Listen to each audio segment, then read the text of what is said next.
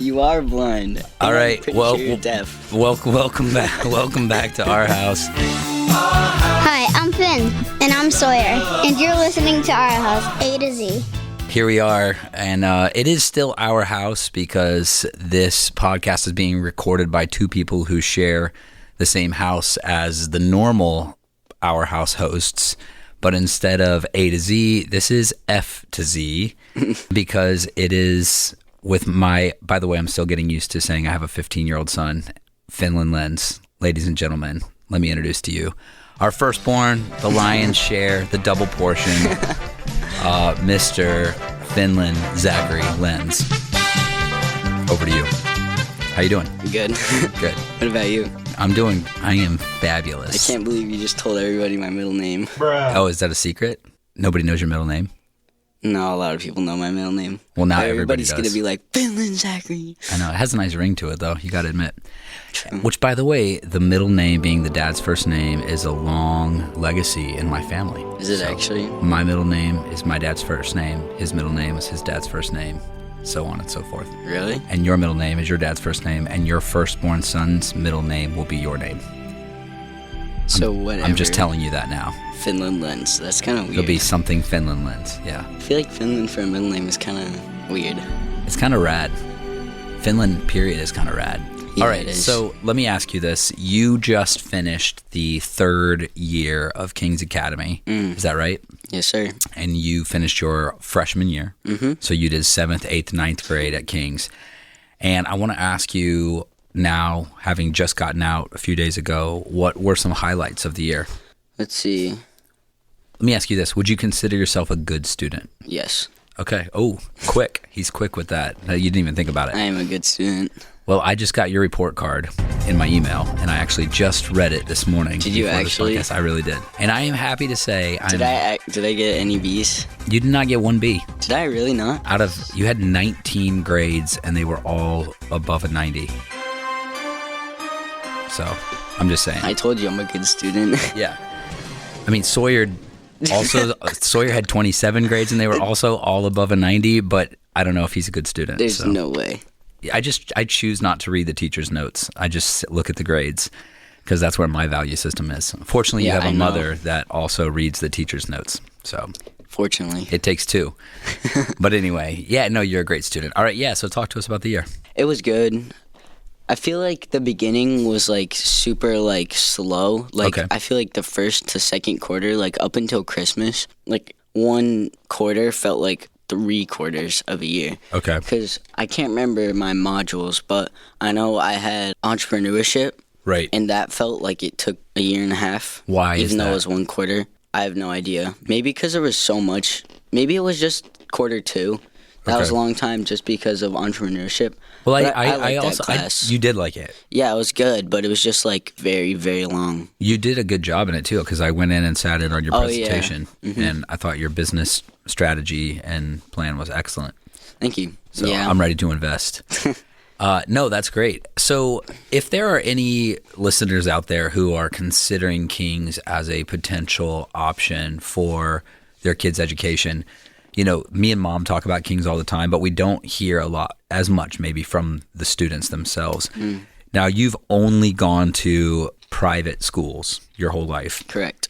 And I want to ask you, what do you feel like, whether you have public school friends or homeschool friends or whatever, what do you feel like stands out about King's that might be a good, I don't want to say selling point, but a motivator? Yeah.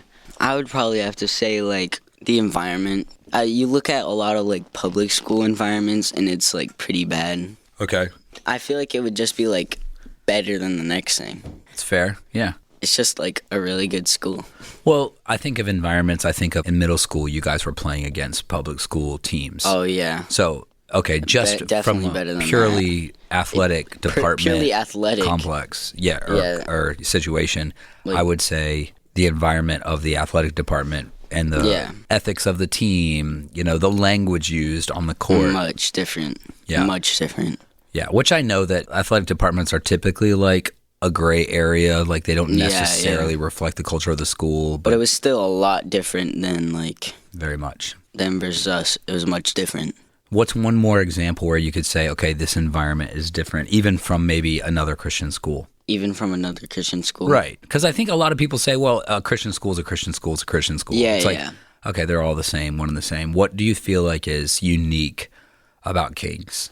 Now, having gone to a couple different Christian schools. Yeah. King's is more like, I would say like hands-on, like projects and stuff. Yep. Versus like regular tests and stuff. Okay. For finals, we got to choose like whether we wanted to do a project or a test for pretty much all the classes. Was that just high school or was that middle school too? I believe that was middle school as well. Okay. But yeah, it's just a lot more like hands-on, like learning and like projects and stuff. Okay. Even more like field trips. Like we didn't take as much field trips in my previous school. Right.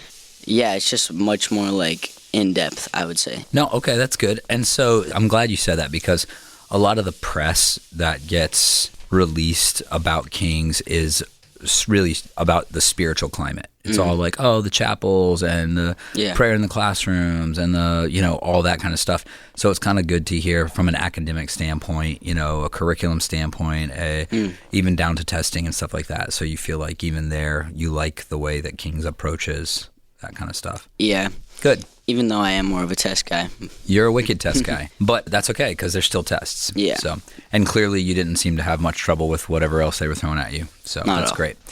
Okay, so let's also talk about, I want to talk about music because I feel like there's this thought today that students your age are just listening to modern music. And I have a lot of things that I'm proud of regarding you, but one of the most, probably in the top 3, is that you have a deep appreciation for 90s alt rock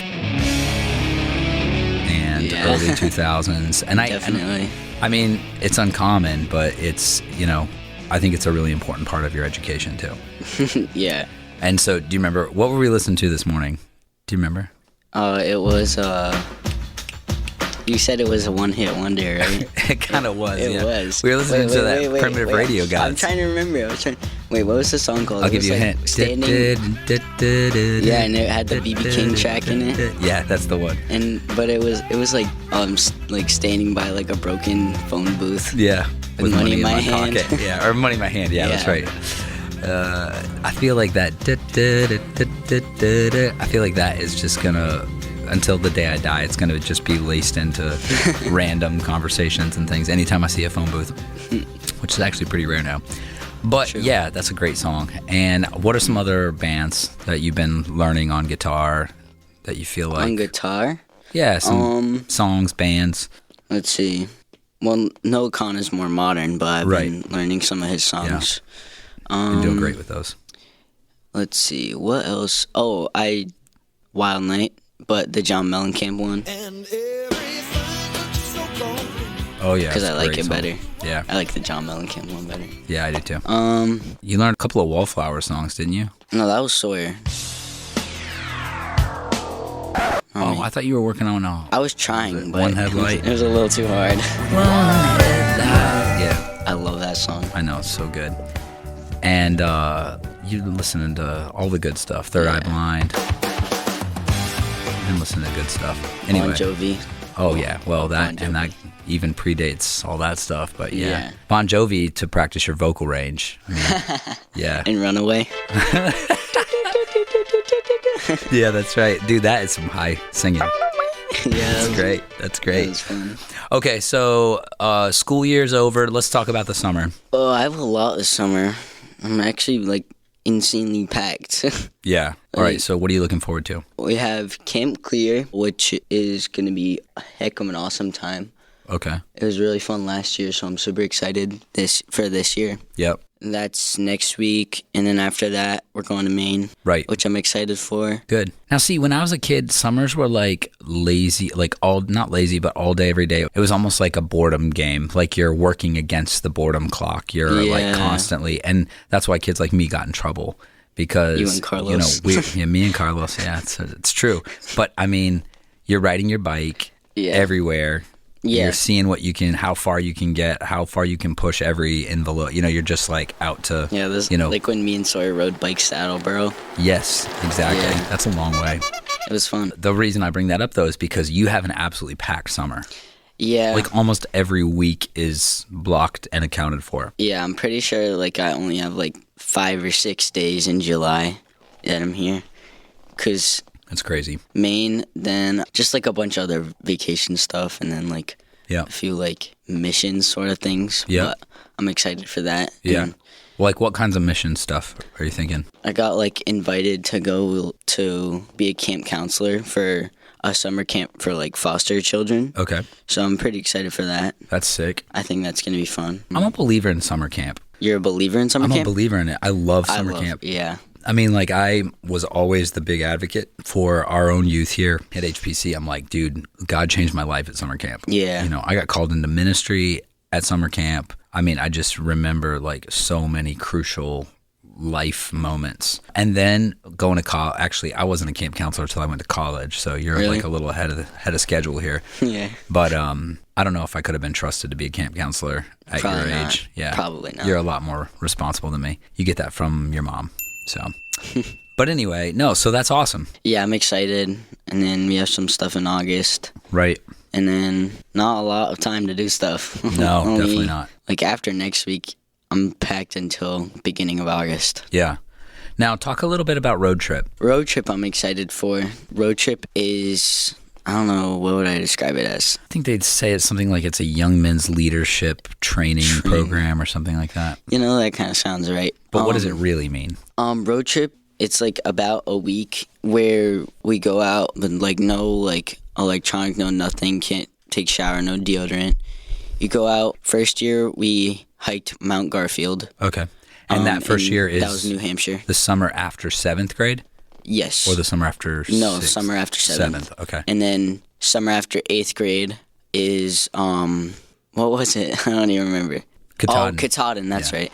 That was fun, even though I didn't even get to do the whole thing, which Oh, I know. You're still bitter about it. yeah, so you There's a lot of teamwork involved, and that's actually why you didn't get to do the whole thing, because True. it also teaches you the important lesson that you're only as strong as your weakest link. Mm-hmm. So if there's somebody in your group that can't cut it, then it actually holds up. The whole group is prevented from actually summiting in this sense. correct. That's like real life Yeah. from a organizational standpoint to a leadership standpoint. No matter what, you're only going to go as far as your weakest link will let you go. So Yeah. life lessons. Yeah, that was annoying, but hopefully this year we're doing 40 miles, right? It's more, but yeah. What river? Adirondacks. It's like through the Adirondack Mountains. It's upstate New York, right? Yeah. Yeah. In canoes, and I'm really excited for that. Yes. And you're coming, right? I am coming. That's right. It's gonna be and I fun. have done this one before, and it is. I think I came back and said it's the hardest thing I've ever done in my life, and I'm pretty sure to this day it still is the hardest thing I've ever done in my life. Yeah, I'm probably gonna like want to.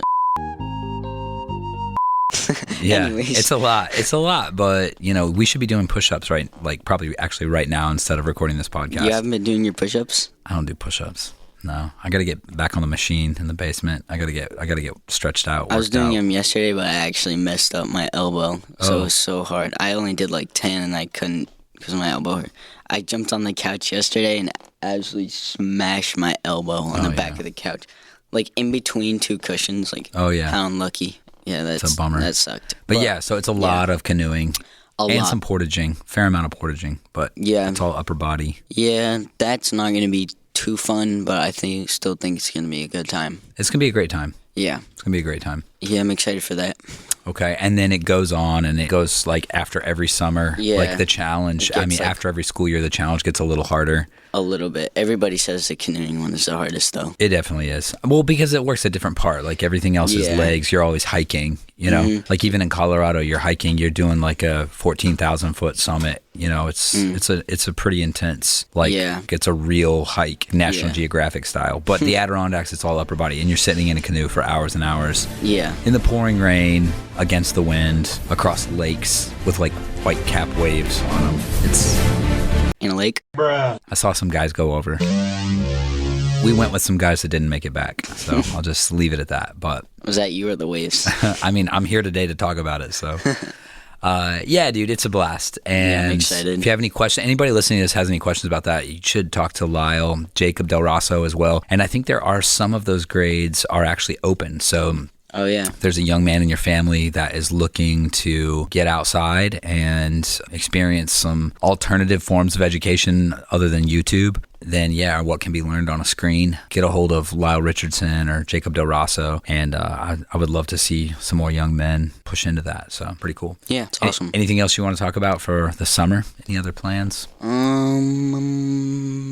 Now, in past summers, you've done things like you did a surf camp one year, or like took surf lessons, I guess. And I'm taking golf lessons this summer. How are you going to fit those in? Oh, shoot. So I'm pretty sure it's like those like 5 or 6 days that I'm going to be here in July. Yeah. So I'm pretty sure it's like I might not be there for one day. Yeah. Because that's when we leave, me and Grace. Okay. But other than that, I think we're good. Good. I just there's not a single day in July that I'll be able to do anything. Yeah. But it's all good stuff. Yeah.